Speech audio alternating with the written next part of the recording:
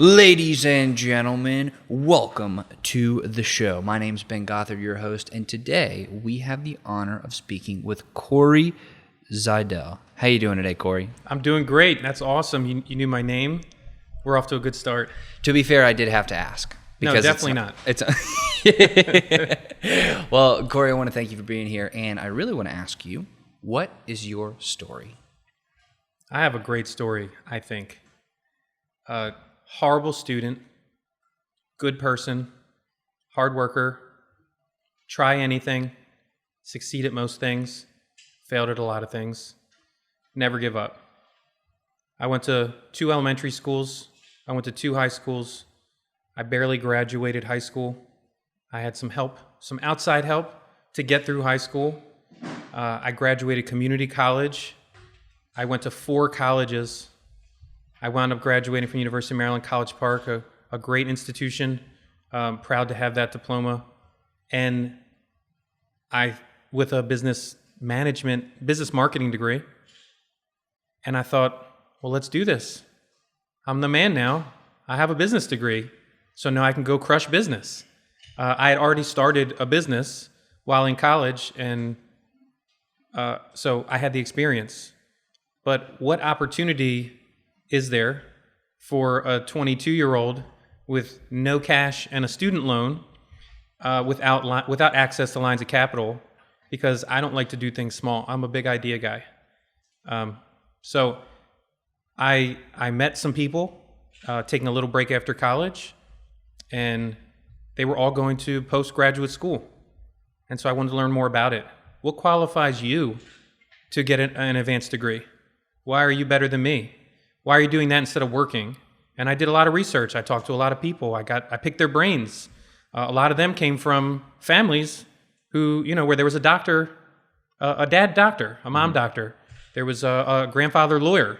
There was an MBA in the family blood. That wasn't the case with me. I had hardworking parents, but between the two of them, there's one AA degree from a community college. But they valued education, and I learned to value education as I got older, and I chose law school. And man, when I told my mom I was going to go to law school, the laughter was louder than you could imagine. It's like Eddie Murphy just did Raw for the first time, and no one had seen it before. That's what it was like in the kitchen when I told her I was going to go to law school. And when she realized I was serious, she got serious and said, well, how are you going to do that? I said, well, I've been talking to people. I think I'm qualified. I know I'm smart enough. And law school gives me the best opportunity to train my brain instead of learning information. And so we talked it through.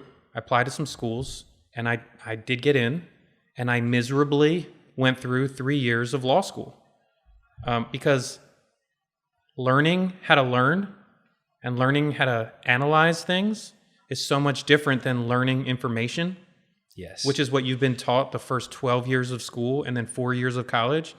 That matters nothing in law. You do not have to have any information to do law. You have to know how to understand and analyze information. And so that's what I did. 3 years of law school, I learned how to learn information, and my brain kind of functions differently now. I see the world through a different prism than I did when I had a business education. So I'm at a law school and I say, okay, I'm not going to be a lawyer. That's not what I'm going to do with my life. What am I going to do? I'm going to start a business. What business am I going to start? So I started being a lawyer. No capital, no idea. I'm not going to spend my time on something small. I had student loans. Worked for a couple years representing businesses. That wasn't for me. Switched sides, started representing the people, started representing consumers. That was more for me. But it needed to be different. It needed to be scalable. It needed to be something that could make a big difference, where I could represent a lot of people at the same time and have the biggest impact possible. So I started my own law firm. 9 years, consumer class actions, representing people who we believe had legal rights violated by big businesses. And I've been pretty successful doing that. But as time has gone by, each year, I've noticed maybe a little less success on an annual basis. I knew it wasn't me. I wasn't getting worse at being an attorney. My clients couldn't have been them. It's not the judges. They're judges until they die. It's the same people. So what was the issue? So that brings us to current. What is my story today? My story is suethem.com. I created this business to have the largest impact for the most people possible in providing people access to justice. And that's what I'm doing now. That is a pretty good story, I will say. Thanks. So when you were younger, why weren't you a good student? We've never gotten to the core of the problem. What I know is that I was overactive. I don't like learning things in a formulaic way. What do you mean by that? School is meant for the group. It teaches the way that people are taught in school, I believe, from my understanding, is that what is being taught and how it's being taught is so that the most people in that classroom will learn the best way. But I'm not that kind of thinker, and I never have been that kind of thinker. And sitting still for 50 minutes while someone's explaining information, it just wasn't for me. And so I couldn't sit still. I couldn't learn. I was a pain in the ass for the other students. I was horrible to the teachers. I got moved around from class to class. I got put in I was already a Z name, so I was already in the back of the class. But then I'd be put into these carrels, which they don't even use anymore because it's probably considered not appropriate punishment for school. But there'd be a desk. Everyone would have their own desk, and my desk would have wooden panels around it. So no one else could see me. So I couldn't cause trouble, and everyone else could learn. So I was kind of just put off to the side, to the back and to the side, because I was the problem. And it was fine with me because then I didn't have to do anything. So I would just sit in the carrel and not learn anything. But that didn't mean I wasn't smart. I was capable of learning. I just wasn't capable of learning the way they were teaching me. It wasn't until about 11th grade that me and my family reached out for some help on maybe I have a learning issue. And so I have no diagnosed learning issue, but I certainly had trouble learning the general way that people were taught. And in 11th grade, I got some special attention. The school provided me some extra services, and they kind of took me back through those years of school that I completely missed, either due to my own cause or to some teachers not wanting to deal with me. And I hold no grudge against those teachers. I probably would do the same thing to me. What a pain. But anyway, I got that extra help. They kind of taught me what I had been missing out on all those years, and it brought me up to speed. And by the time I graduated in 12th grade, on time, I was caught up. So how do you learn? I don't know how normal people learn. I don't know how the average person learns. I learn. I require like a multi-contextual environment. What does that mean? I need to hear things, I need to see things, and I need to do things. And so in school, when they'd have you read out of a book, first you have to be able to read, which I had some trouble with. You have to understand it, which I had some trouble with. And you needed the patience to get through the reading and the understanding, which I could not do. For me, it would have been much easier had a teacher explained a concept verbally and then showed it to me on the board visually and then had some type of practical application to do it. Then I think I would have learned it just fine. But learning with 28 people who are also probably better at learning in a standard way, it didn't work for me. So now how do I learn? I spend a lot of time learning. But law school helped a lot because it lets me think differently than get information and store information. Nobody needs information anymore. Information is available. at the click of a button. It's in your pocket. Any information you want is there. Right. It's how do you process the information thoughtfully and quickly and use it to your advantage is what matters. And law school definitely taught me how to take in massive amounts of information and how to use it. So how do you do that? A lot of time. I spend a lot of time. So in any given case, I might have to read thousands of pieces of paper. I might have to research read hundreds of cases. I probably will be writing a memorandum of law that's 25 to 50 pages long, and I need to get all the information from everything that I've read onto that paper and in a way that a judge or a clerk can read it and understand it from their perspective, starting at zero. So then I become the teacher. So I teach them the way I wish I would have been taught. I obviously can't give them the verbal unless they give me a hearing. But if I get that hearing, man, they're going to have the whole package. But how do I learn that information? I just spend grueling number of hours trying to process information. And I try to weed out what seems unimportant and highlight what is important. Because I need to know all the information, but the person I'm relaying the information to doesn't need to know all the information. They need to know the important information. And they need to have it in a bundled package that tells the story in as short as possible with getting the message across. That's a very interesting approach to it, of like distilling the core essence out of it and delivering it in a very palatable way. Right. And most lawyers look at a brief as putting information on a piece of paper and getting your argument before the court. That's not what I do, and that's not what my law firm does. What we try to do is we try to tell the story of what happened to the people who we're representing and then explain why that's a problem. So before they ever get to any law, before they're trying to jump to any judgment on whether there should be some kind of recovery or not, they have some feeling of empathy towards the person that something not perfect has happened. We get that something happened. Okay, we're there now. Now I got to convince them that that thing was wrong, legally. Not just wrong morally, or not just that caused some trouble in life. But once you get a person to understand the issue that the person's dealing with, you have a much easier time explaining how the law should be read in that context.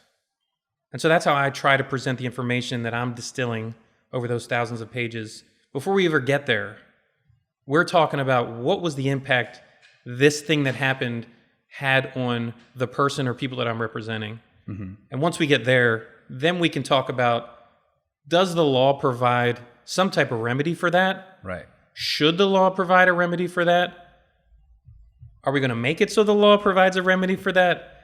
And I've had cases where I've presented this very type of argument where a judge will come forward and say, I understand what happened, and it doesn't seem fair or right, but the law says that this is not illegal, and there's nothing I can do for you.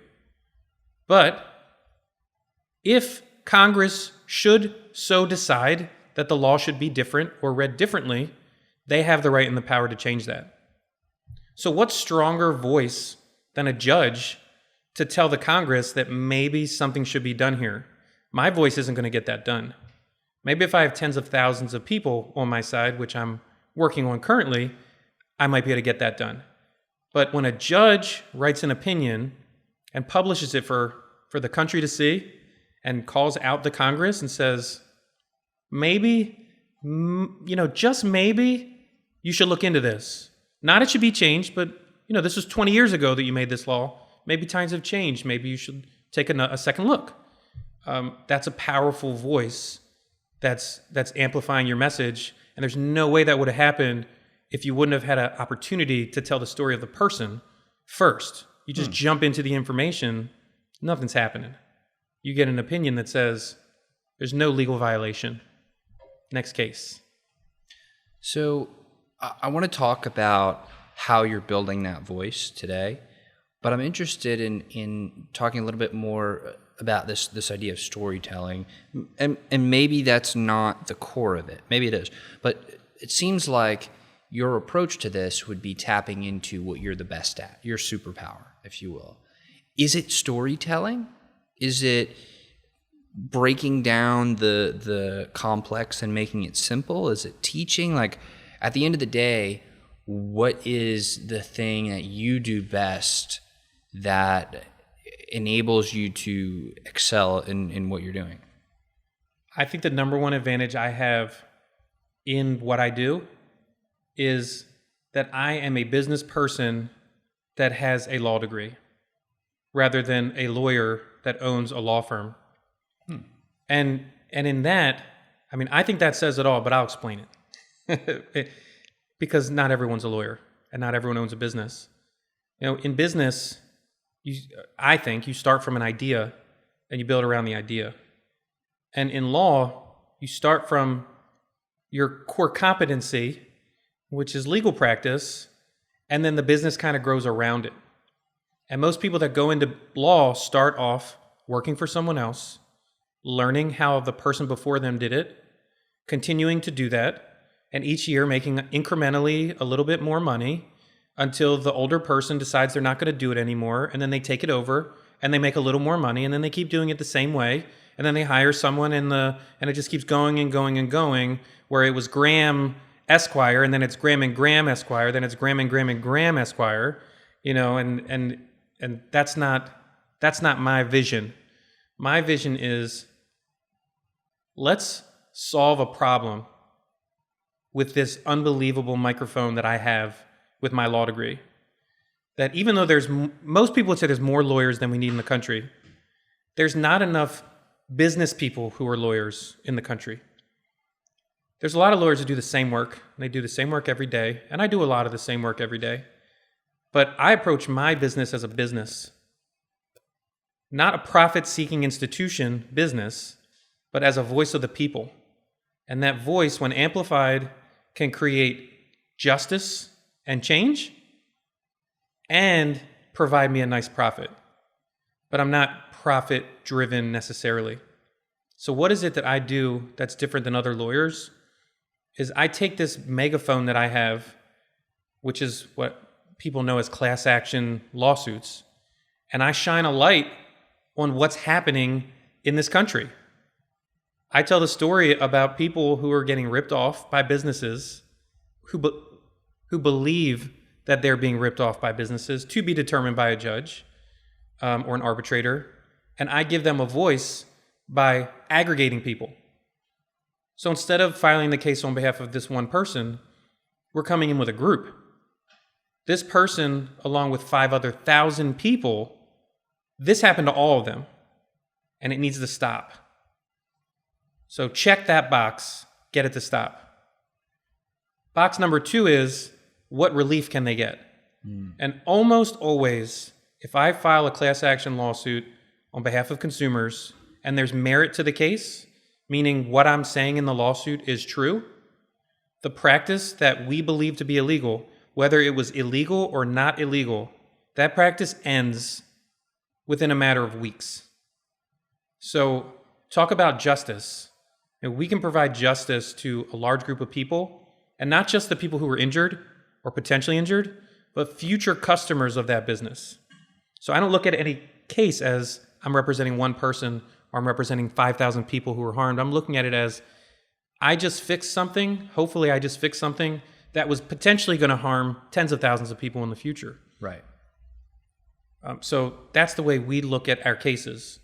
Now, the issue that we came across in trying to seek this justice for people is that it's becoming harder and harder to keep class actions in courts, because big businesses insert arbitration clauses and class action waivers in their terms of service, in their credit contracts, in their wireless service provider agreements, in their independent contractor agreements, in their employment agreements.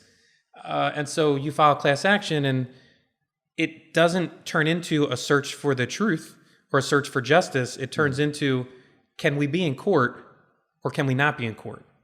And once you're out of court, you don't have a group of people anymore. You just have your one person, and your megaphone was destroyed. You go to a private process with one client against a very large company who's well-staffed and well-resourced, who's going to fight you to the death against one person. So I thought, let's solve this problem from a business perspective. Let's aggregate consumers who've been affected. Mm-hmm. So we file the class action and we try to be in court. But when the company comes forward and says, no, you can't be in court. No, you can't have a class action. No, you can't consolidate. No, you can't aggregate claims. We say, okay, let's go to suethem.com and let's sign people up individually. And they'll have their own case against the big business. But instead of coming as one person, they're coming as thousands of people. So we have that same megaphone. We have built our own megaphone privately against businesses that we believe are not treating their customers in the fairest of ways. So instead of having 5,000 people under one roof, you have 5,000 people with 5,000 different roofs. I like that number 5,000, but I like 50,000 more. I like 100,000 even more. I'd take 1 million. I have cases that affect 300 million people. I'm sorry, not in one case, but there's 4 cases that when combined, it's the same action against different companies, affect almost every adult American in this country. Mm-hmm. They all qualify to sign up at my website. And should they all sign up, I will represent every single one of them individually in their own case against the company, but they will all be filed at the same time. So instead of being in court, and this is what I don't understand, you could be in court fighting this case against one person who's representing everyone, but you're saying, no, we don't want that. Because in their minds, they think what's going to happen is what we're going to wind up fighting is one person privately. So I say, okay, I know I'm not going to have 300 million people sign up. That would be awesome, but that's not going to happen. But if 10,000 people, 20,000 people, 30,000 people sign up, and all their claims get filed on the same day, it's the same megaphone that would have been in court. I guarantee that practice is going to end. And then they're going to have the opportunity to decide the fate of their own case. They can decide whether they want the truth or not. They can decide whether they want money or not. Sometimes that can coexist. They don't have that same control in court in a class action because they're relying on the attorney and the representative. So here I'm giving people access to justice, which they otherwise would not have had. I'm giving them a voice in arbitration individually, and I'm allowing them to aggregate as a group without actually becoming a group.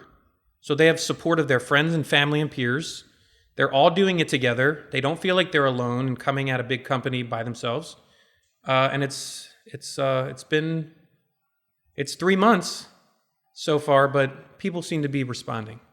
That's amazing.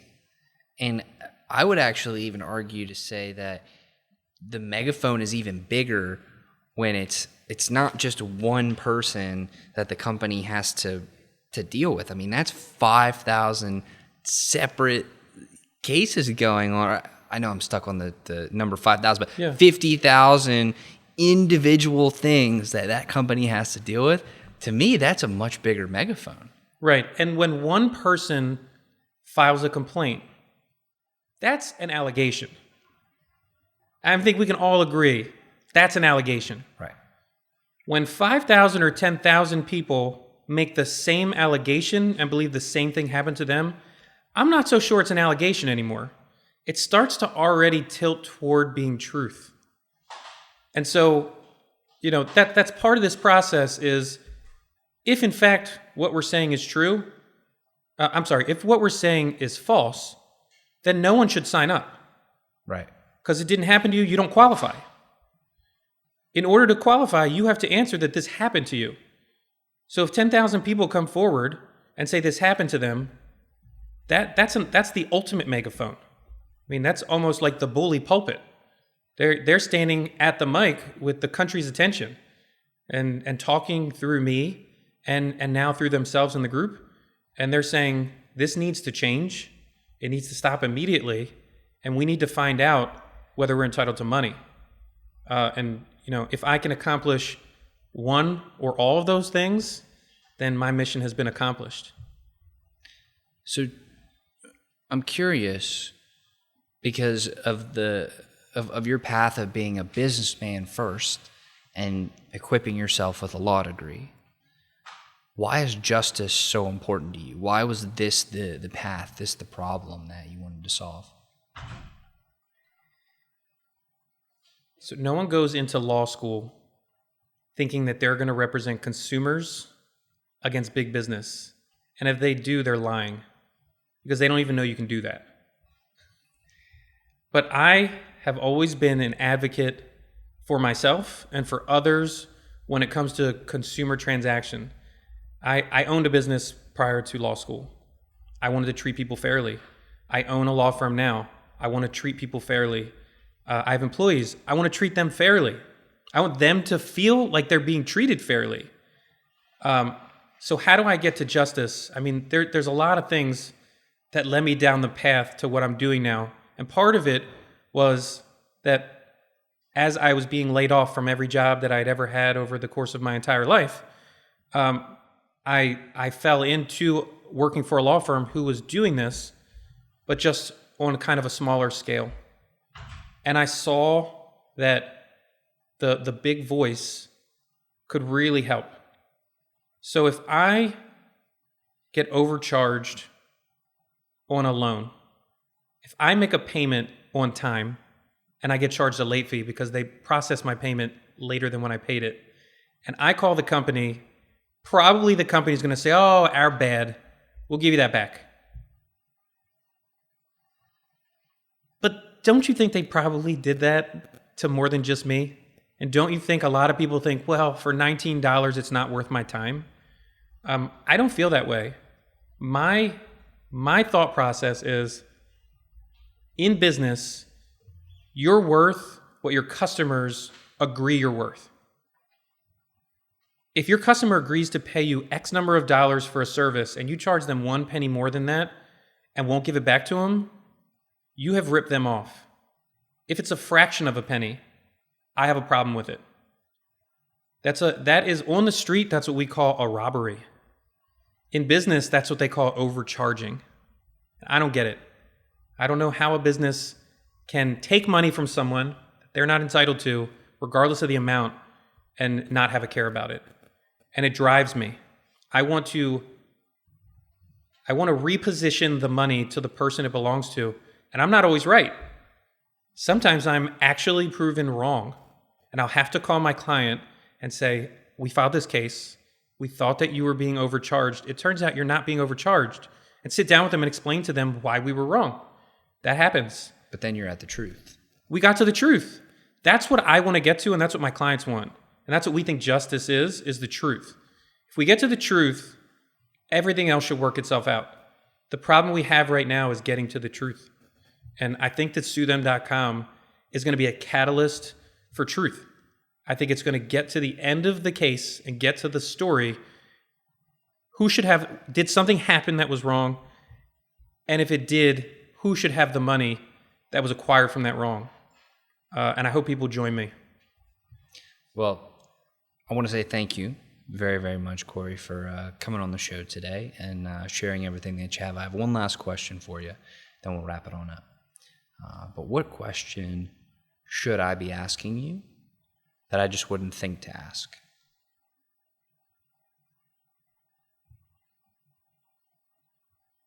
If you want to own a business, why haven't you done it already? And why do you think it's too late to do it now? I think, we're talking about my business, but when we're talking about business in general, there are people who are meant to work for themselves. There are idea people. There are certain people that are wired to be employees, and they love it, and they do a great job. And there's some people that are meant to work for themselves. And the reason that they're not working for themselves is hard to comprehend, other than they can't pull the trigger. And the person thinks, "Oh, it's too late. I already have a great job and I'm doing great and I don't want to give that up." Or it's, "I don't have the money, so I can't get started now. And that's kind of where I was at the end of business school. And I'm glad that it worked out the way it worked out, because now I have this bazooka on my shoulder called a law degree that allows me to amplify my knowledge and to run a business that many people can't.